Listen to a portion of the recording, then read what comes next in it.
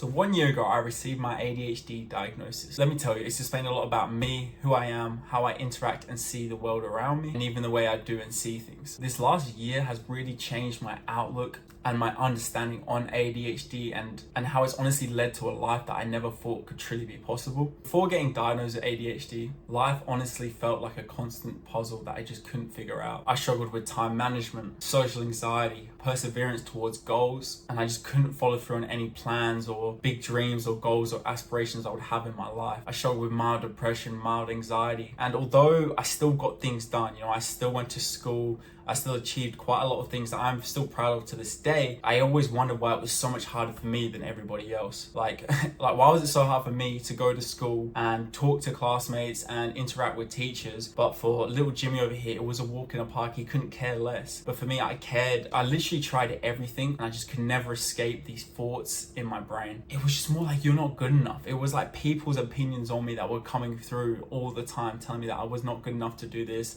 that I was not good enough to achieve that, I couldn't do this, I couldn't do that. And it felt like a constant hell. It affected my relationships with family and friends, and it made building new friendships even harder because I would struggle to maintain them or make future plans with this person and then dog them because the day would come and I wouldn't feel like going out. And I know we all can relate to that, but this would happen multiple times with the same person to the point where they're not going to trust me or even want to be friends with me because it seems like I don't want to be friends with them. And it left me with this feeling of being stuck and not knowing why. And we're gonna fast forward, guys, here. So I kind of want to talk about how I went about getting my diagnosis and kind of go through that little story with you guys. Basically, I had a partner at the time and my behavior had been showing signs of that of someone with ADHD. And to give a little bit more clarification to this, her mom is, I believe, works with psychologists. Yes, she had a lot of resources available on ADHD, and my partner at the time had read all of them because she had thought she had ADHD. And what she'd noticed was that I was very similar to a lot of the things she'd read in this book. And obviously, I'd always had this suspicion about myself. I always had this inkling feeling that maybe there was something wrong with me. So what's funny in this clip, guys, is I actually said something's wrong with me when obviously I meant something's different.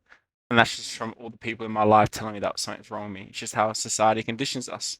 Never knew what it was, and I'd heard of ADHD before, but as you know and as I know, it's often misrepresented in social media as this hyperactivity disorder where you can't sit still and you're like moving and making noise and being a mess and being naughty. And I was a naughty kid in terms of always acting out for attention. What was crazy is that I never knew that was ADHD. I didn't know that the reason I was acting the way I was due down to my ADHD or my undiagnosed ADHD at this point. I'd also seen the TikToks and the videos on the internet that obviously were sometimes pretty bad and kind of made ADHD seem a bit like a joke. And I'd also seen the TikToks and videos that accurately described my ADHD, and that's why, that's a big reason why I started my YouTube channel, because that is how it helped me find my diagnosis. Yeah, lucky for me, her mom she worked with a psychologist that specialized in ADHD. So my appointment was booked in, and 1 month later I was seen and diagnosed with ADHD. I honestly remember being so nervous about it though, wondering if it was even going to be ADHD or they were going to misdiagnose me with something because I'd heard all these stories. It was very worrying time, very stressful time, because I felt as if I was getting ready to be disappointed again or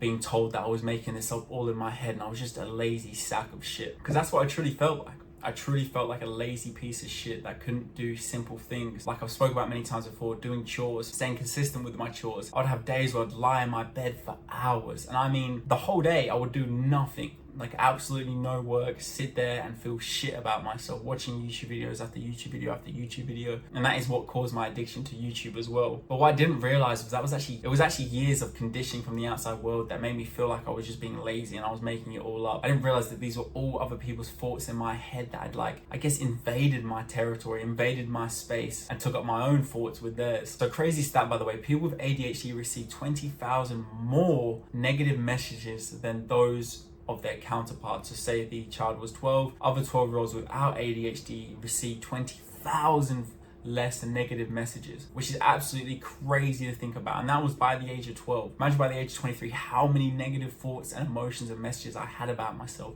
what I was truly starting to believe about myself. And it wasn't true. I was capable of much more, and I always knew that. And I think I always agreed with that with myself as well, as I could definitely achieve things if I put my mind to it. It makes so much sense to why all of our self-esteems are so low. It makes sense why your self-esteem is so low. And it's why I lacked confidence. Ultimately, it's why I lacked everything.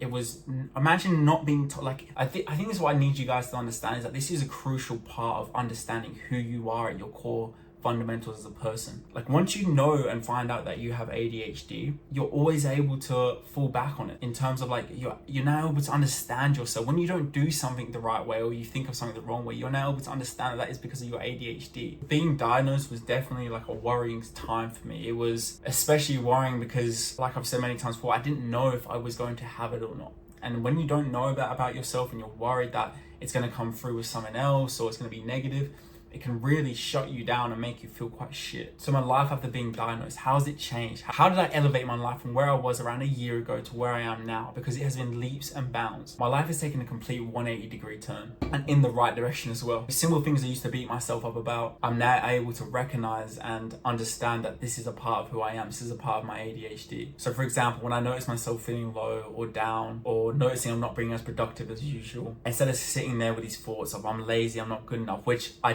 still do from time to time, and that's just because I have super high standards, and I think a lot of people with ADHD do. So I know what I can achieve when obviously I'm on medication, I'm in the right frame of mind. So there is days, I'm not going to lie to you guys, where I still have these negative thoughts and it is a battle to beat them, but now I'm able to recognize that this is who I am, this is my ADHD, that not every day is going to be a fucking perfect day for me, and I'm going to burn out if I try to have a perfect day every day. But now when I notice myself feeling down or low, I'm able to understand that it's just my brain seeking dopamine or seeking some type of neurotransmitter.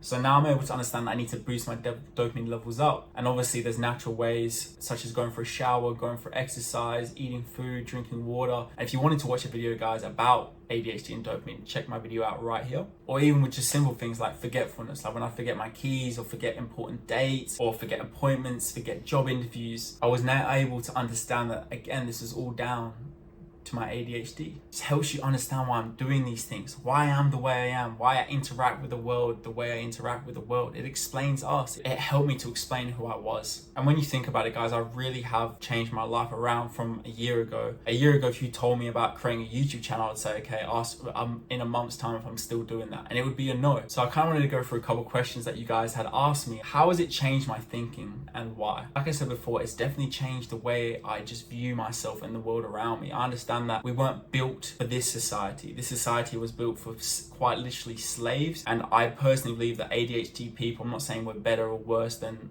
neurotypicals, I just think that we don't stand for that. We like to live our own life and dictate our own life, and we don't like to take direction or sometimes even leadership from people. We want to be our own leaders. We want to be the ones who dictate our own life. And I think since getting diagnosed, it's allowed me to understand it's okay to be different. It's okay that I don't want to do the same things as every other person. It's okay that I have big goals and big dreams. Now I know I can get there by obviously effectively managing my ADHD. It's allowed me to change my way of thinking in terms of I'm a bit more positive about my ADHD now. I'm not as negative. I don't see it as such a bad thing anymore. And I think I demonized my ADHD for so long, and I didn't want to accept that it was part of myself. But by doing this channel, I've learned to accept my ADHD, and I've kind of learned to live with it as well. So how did I approach reaching out? Was it smooth, not so smooth? How was the whole process? Well, when it came to reaching out, the process was quite easy for me. Obviously, like I told you, I had a partner at the time whose mom actually worked in the industry and was able to fast track my appointment. I understand how privileged I am, by the way, for that, and how lucky I am. There's so many people on that list who probably need it just as much as me. So for some people, guys, the whole process can really last from 6 months all the way to a year. At my session, I only had to attend 2 before I was diagnosed and given help with my ADHD. But at most psychiatrists, guys, you will have to attend multiple sessions. This is just they can thoroughly check over you and make sure that you definitely have ADHD and not something else, or maybe you have ADHD and something else. It's just that way of testing that for you guys. By having your score report, guys, that can make things a lot easier. Just evidence of your ADHD throughout your life. Just things that kind of back up what you're talking about, that provide evidence. Yeah, my score reports provided a lot of evidence for me having ADHD, which,